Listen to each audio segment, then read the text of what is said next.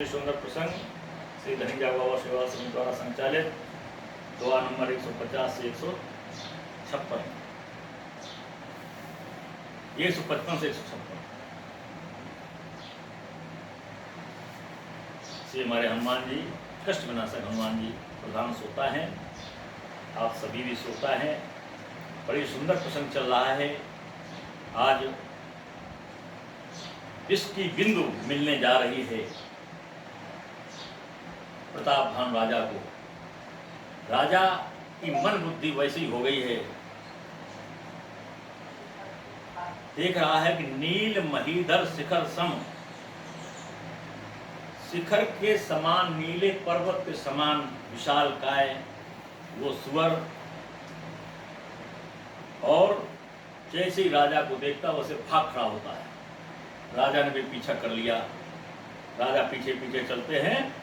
आवत देख अधिक रविबाजी, चलो बराह मरुत गत भाजी। जैसे ही राजा का घोड़ा तेजी से दौड़ता है और उससे अधिक तेज मरुत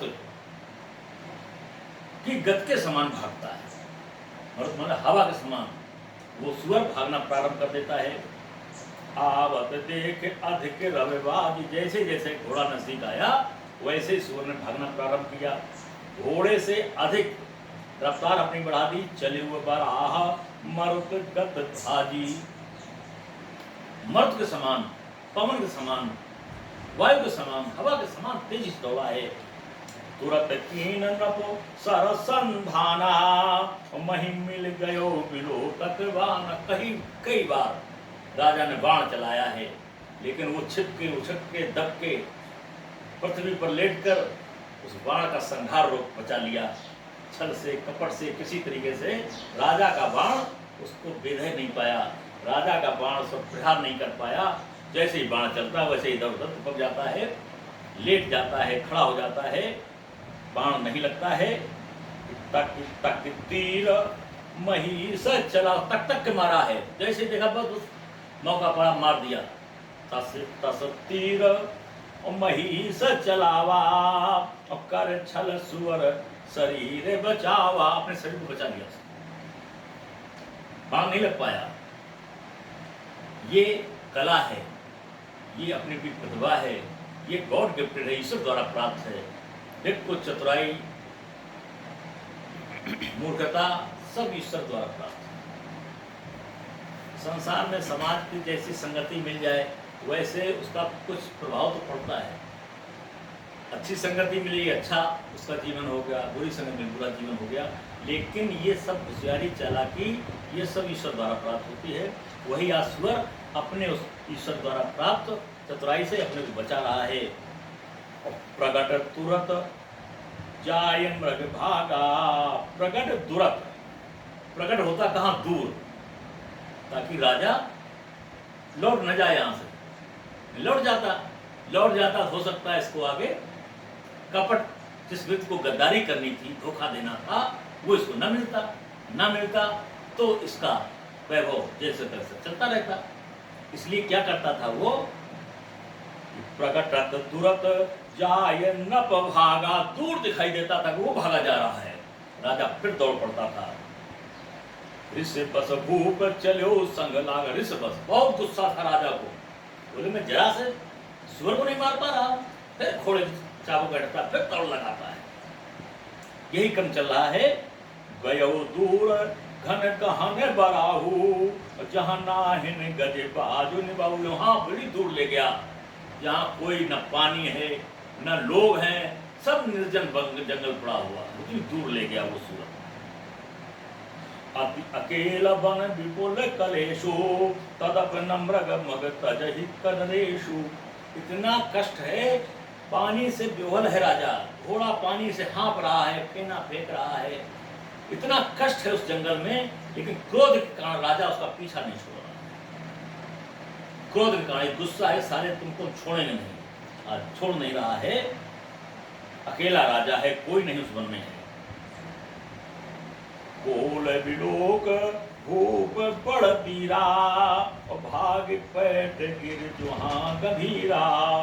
अगम देख नप अति पछताई, फिर ओ महावन पर्व भुलाई।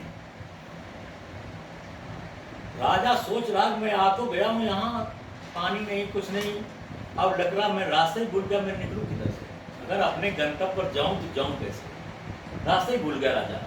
अगर रास्ता भी याद आ जाता तो भी हो सकता प्रताप भानु बच जाते, लेकिन प्रताप भानु रास्ते ही भूल गए, ऐसे जंगल में गए हैं तो केवल पीछा करते रहे, रास्ता में ध्यान नहीं। ये पोजीशन हो गई है। बहुत पछताया है राजा, मैं लौटूं तो कैसे लौटूं। बहुत ही सुंदर चित्र है। खेद खिन्न क्षुधित त्रसित, राजा बाज समेत, घोड़ा के समेत राजा भूख प्यास से परेशान हो गया। कोई रास्ता नहीं दिख रहा है, ना भूख मिटा सकता है, ना प्यास मिटा सकता है, ना अपनी ना अपने बाज यानी घोड़े की। खोजत व्याकुल सरत सर, जल बिनु भयउ अचेत, जल सरोवर की तलाश कर रहा है, लेकिन भूख प्यास इतना प्रबल है कि राजा बेहोश हो गया, मूर्छित हो गया। यह है प्रताप भानु।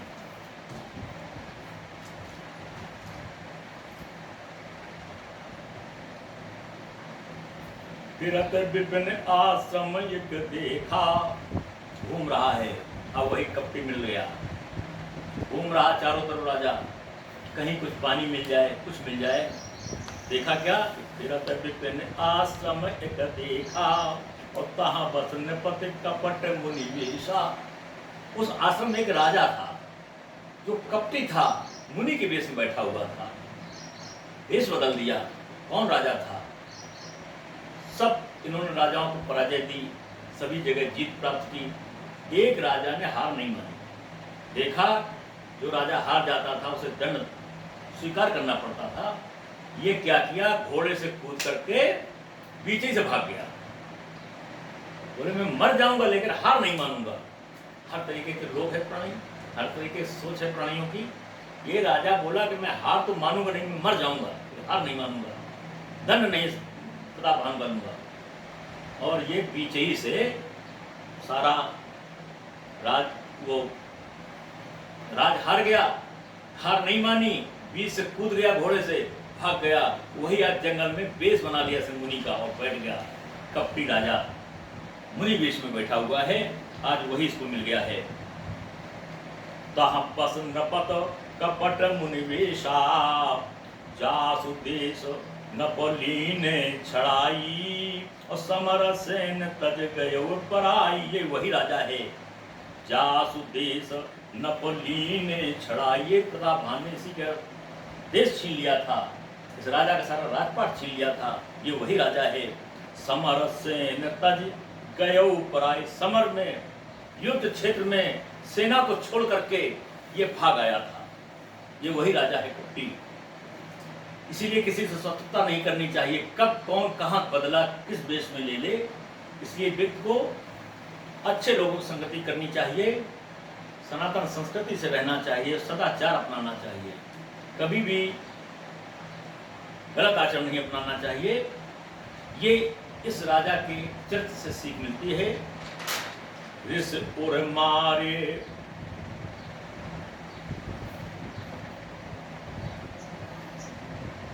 समय प्रताप भानु कर जानी, पहचान गया, ये तो वही राजा है प्रताप भानु जिसने हमारा राज्य छीना था। भर गया क्रोध, पहचान गया ये वही राजा है, लेकिन नीत से काम लिया, बोले राजा से हमारा लड़ पाना संभव नहीं है, प्रताप भानु राजा है, लेकिन पहचान गया। समय प्रताप भानु कर जानी, आपन असमय अनुमानी। सोचा लेकिन मैंने अगर परिचय दे दिया तो तब नहीं, मैं माना अब मानी पड़ेगी, कपट रखा इसने, लेकिन राजा को पहचान गया। गयो न ग्रह मन बहुत गलानी, मिलान राज इंद्र अभिमानी। कहा मैं तो घर नहीं गया था लौट करके, क्योंकि अपमान होता, समाज हमको देखता, कहता राजा हारा हुआ राजा है, हमारे मंत्री हम ही को हारा हुआ राजा कहते, हमारी सेना हम ही को हरा हुआ राजा कहती, इसलिए ग्लानि थी, वो घर लौट करके नहीं गया था। मिला न राजा ही नप अभिमानी, और इतना अभिमानपूर्ण राजा प्रतापभान को कभी नहीं मिला था। जितने राजा थे हार ही मान गए, तो उन्होंने दंड स्वीकार कर लिया, लेकिन इस प्रतापभान राजा को इस कपटी राजा जैसा कोई अभिमानी नहीं मिला था, आज मिल गया है। ऋष उर मार रंग जिम राजा, और विपिन बसहि तापस कय साजा। आज इसने तपस्वी वेश धारण कर लिया है। राजा अपने को हारने की ग्लानि महसूस न हो, समाज हमको हारा हुआ राजा न कहे, इसने स्वीकार कर लिया, वन में देश बना लिया, तपस्वी बन गया। तपस्वी बनना इसने स्वीकार किया है, लेकिन राजा हारा हुआ राजा होना स्वीकार नहीं किया है। जो समाज में सम्मानजनक लोग होते हैं वो अपने शब्दों का बहुत ध्यान रखते हैं। किसी को उन्होंने वचन दे दिया तो लाखों का नुकसान हो जाए, उनकी जबान खराब नहीं होनी चाहिए। तो जब जबान खराब होने लगती है, उस जगह व्यक्ति या कोई वो ऐसा कार्य कर देता है जो समाज के हित में नहीं होती है, तो उस समय मुंह दिखाने लायक नहीं होता है। उस समय व्यक्ति क्या करता है, या तो समाज छोड़ करके चला जाता है, या उस समाज से अपनी जीवन लीला समाप्त कर लेता है। ऐसे समाज के व्यक्ति की स्थिति होती है। तो इस राजा ने क्या किया, हार स्वीकार नहीं की, इसने समाज छोड़ दिया और जंगल में चला गया, मुनि बन गया।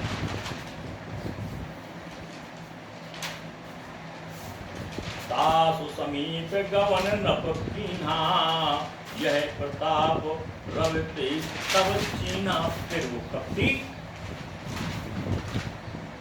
राजा पास गया और देखा कि हाँ, और नजर से देखा, हाँ प्रतापभान ही है, दूसरा नहीं है। राव त्रसत नहीं सो पहचाना। राव राजा ये भूख प्यास से विकल था, त्रसत था, इसको केवल पानी दिख रहा था, भूख दिख रही थी, इसने उस कपटी राजा को नहीं पहचाना, नहीं ध्यान दिया मुनि ये मुनि है कि एक्चुअल में राजा है। प्रतापभान ने नहीं पहचाना। राव त्रसत नहीं सो पहचान लेता अगर वो अन्य जैसे किसी का मानसिक संतुलन किन्हीं कारणों से खराब हो जाए तो वो अपने सुचारू रूप से सही काम नहीं कर पाता है। आज राजा प्रतापभान को भूख प्यास से विवलता थी, जिस कारण वो अपने मन मस्तिष्क का सही प्रयोग नहीं कर पा रहे थे, और जिस कारण वो उस कपटी राजा को मुनि वेश में पहचान नहीं पाए। एक सुवेश महामुनि जाना, केवल उसको महामुनि समझा, राजा ने सर महामुनि समझा। उतर तुरगत कीन प्रणामा, घोड़े से उतर गया, तो हारे हुए राजा को प्रणाम किया मुनिवर समझ करके। और परम चतुर ना कहु निज नामा, और वो कपटी बड़ा चतुर था, उसने अपना नाम नहीं बताया कि मैं कौन, इतना कपटी चतुर था। भूपत त्रसत विलोकत ही, और सर बरो दीन दिखाए, भजन मज्जन पान समेत है कीन नृपति हर्षाय। बता दिया वो सरोवर है, स्नान करिए, पानी पीजिए, तृप्त हो जाइए। राजा ने तुरंत सरोवर में जाते हैं, स्नान करते हैं, मज्जन करते हैं, पान करते हैं, है घोड़े को भी वही कराते हैं, है घोड़े को कहते हैं। उसने भी स्नान किया, उसने भी सारा सामग्री भोजन प्राप्त किया। कीन नृपति हर्षाय, बहुत ही प्रसन्न होकर के राजा ने सब किया। बोले बड़ा कष्ट मिला है, बड़ा भूख प्यास से तृषित हो गया हूँ, लेकिन चलिए सरोवर मिल गया है। जब थका मादा व्यक्ति को कुछ स्नान ध्यान खाने पीने की व्यवस्था मिल जाए, बड़ी उसमें छाया मिल जाए, तो कितना प्रसन्न होता है। आज प्रतापभान राजा की यही स्थिति है, बड़ी प्रसन्न है। समय अपनी गति पर हो चुका है, इसलिए प्रतापभान की कथा फिर अगले रविवार को। और भगवान का 2 बार नाम बहुत ही सुंदर चरित्र है। प्रतापभान के जीवन में एक कपटी व्यक्ति आ गया है, इसलिए समाज में प्रयास करना चाहिए कोई दूषित व्यक्ति, कपटी व्यक्ति अपने जीवन में ना आ पाए, धोखेबाज व्यक्ति अपने जीवन में ना आ पाए। स्वार्थी व्यक्ति अपने जीवन में न आ पाए और अपने रिश्तों को इस तरीके से बना के रखा जाए जैसे वास्तविक रिश्ते होते हैं। एक बहुत छोटी सी बात बता दूं वास्तविक रिश्ते वाली बात। जो वास्तविक रिश्ते होते हैं वो निश्चल रिश्ते होते हैं, उनका कोई पार नहीं पाता है और मजबूरी में वो कुछ भी रिश्ते रहें, कुछ भी मजबूरियां उन रिश्तों के आगे रहें, लेकिन व्यक्ति का जीवन उन रिश्तों के आधार पर होता है। भगवान कृष्ण जिस समय कंस को मार दिए, सारे ग्वाल बाल थे, सारे लोग आए हुए थे, कृष्ण को दोबारा जाना नहीं था। सारे लोग वापस कृष्ण को बोले चलिए, कृष्ण ने सबको समझाया चलिए मैं पीछे से आ रहा हूँ। बड़ी मुश्किल से ग्वाल बालों को सबको विदा किया है। नंद बाबा रुक गए, बोले तुम आओगे नहीं, मैं तो बना हुआ तुम्हारा पिता हूँ, यशोदा तुम्हारी बनी हुई माता है, तुमको पालन पोषण किया है, तुमको असली माँ मिल गई है, देव की असली पिता वसुदेव मिल गए हैं, तुम अब इनको छोड़ करके मेरे पास नहीं आओगे। जब तक ये नहीं मिले थे तब तक तुम मेरे पास थे, तुम दौड़ करके नहीं आओगे। ये रिश्ते हैं। कितना उन नंद बाबा को लगाव था कृष्ण से, कितना कृष्ण को लगाव था, यशोदा कितना लगाव था, वहाँ जो उनके संगी साथी थे ग्वाल बालाएं, कितना लगाव था, कितना अपनापन था। आज उनसे विलग हो रहे कृष्ण। क्यों? कि कृष्ण अगर यही करते रहेंगे, अगर छोटे बने रहेंगे तो बड़े कब बनेंगे, और जो आगे काम कृष्ण को करना वो कैसे करेंगे। माया मोह को त्यागना पड़ा। आज कृष्ण बहुत समझाया लेकिन नंद जी नहीं माने, बोले नहीं मैं तो तुमको लेकर के जाऊंगा। कृष्ण ने का आश्वासन दिया, ठीक बाबा कुछ दिन और ठहरो फिर चलते हैं। जब देखा कि बाबा जा ही नहीं रहे, बाबा ने जिद की ये जा ही नहीं रहा, तो कहने लगे कृष्ण चलो, तुम चलो फिर वापस आ जाना, और तुम नहीं चलोगे बड़ी बुरी दशा तुम्हारी मैया की हो जाएगी। उदाहरण दिया एक गैया, जैसे गैया बंधी रहती है, उसका बछड़ा बंधा रहता है। गैया बहुत चाहती है बछड़ा हमारे पास रहे, हम अपने बछड़े को दूध पिलाएं, लेकिन मजबूर है, बंधी हुई है, बछड़ा भी बंधा हुआ है। जिस समय मालिक सुबह शाम बछड़े को दूध पिलाने लाता है, उसमें माँ कितनी खुश हो जाती है। तो ये है माँ और बेटे का रिश्ता, ऐसे ही भाई बहन का रिश्ता। सारे रिश्ते इसी तरीके से एक दूसरे को जुड़े हुए हैं, और इन रिश्तों का सम्मान तभी रहता है जब रिश्ता निष्ठापूर्वक निभाया जाता है।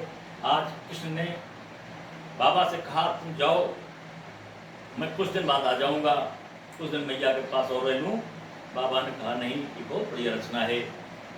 बाबा ने कहा नहीं, तुम नहीं जाओगे, मालूम वहाँ क्या होगा। कृष्ण ने कहा बताइए बाबा क्या होगा। जब मैं पहुँचूंगा तेरी माँ दौड़ करके आएगी, तुमको देखने के लिए आएगी, क्या कहेगी, भैया भैया कह कह के वो गैया सी टकरावेगी। अंदर से क्या कहना है वो नहीं कह पाएगी, लेकिन जैसे गाय बोल नहीं पाती है, लेकिन वो करती है, तुम करती है अपने बेटे को पाने के लिए, ऐसे तुमको पाने के लिए तेरी माँ दौड़ करके आएगी, तुमको देखना चाहेगी, गले से लगाना चाहेगी, सीने से लगाना चाहेगी, और तुम मिलोगे नहीं तो माँ क्या करेगी। भैया भैया कह कह के वो गैया सी टकरावेगी, और गई मैया का रोदन सुन करके मेरी छाती फट जाओगी। ये उदाहरण दिया है आज हमारे नंद बाबा ने कि मेरी छाती फट जाएगी। क्यों? कि मैं पति हूँ, मैं तुम्हारा पिता हूँ, मेरे पास इतना बल पौरुष नहीं है, मेरे पास इतना साहस नहीं है, मेरे पास इतना अगाध रिश्ता तुम्हारे प्रति नहीं है, क्योंकि मैं सौतेला पिता हूँ कि तुम मेरे कहने पर मेरा सम्मान करो और अपनी माँ से मिलने के लिए मेरे साथ चलो। मैं विवश हूँ, मैं तुमको नहीं ले जा पा रहा हूँ, तो मैं क्या करूँगा, मेरा सीने फट जाएगा। ऐसा उदाहरण दिया है उस रिश्ते का बाबा नंद बाबा ने। लेकिन कृष्ण ने कहा बाबा तुम चलो मैं आता हूँ। कुल मिला के कृष्ण नहीं गए, बाबा लौट गए, और वही दशा मैया की हुई। रिश्ते रिश्ते होते हैं, रिश्तों का महत्व उतना अलग है। संसार में रिश्तों पर चला है, जो निष्ठावान रिश्ते हैं, निष्ठावान रिश्ते रहना चाहिए। पिता पुत्र में, बहन भाई में, पति पत्नी में, मित्र में, रिश्ते नातेदारों में, पड़ोसियों में, वही संसार में सुखी व्यक्ति है। उसी का ये सजी हुई जीवन की फुलवारी है, वही जीवन बढ़िया सुख में चलता है। भगवान का 2 बार नाम। फिर समय अगली बार मिलेगा अगले रविवार को। प्रियानंद कंद भगवान की, श्री कृष्ण भगवान की।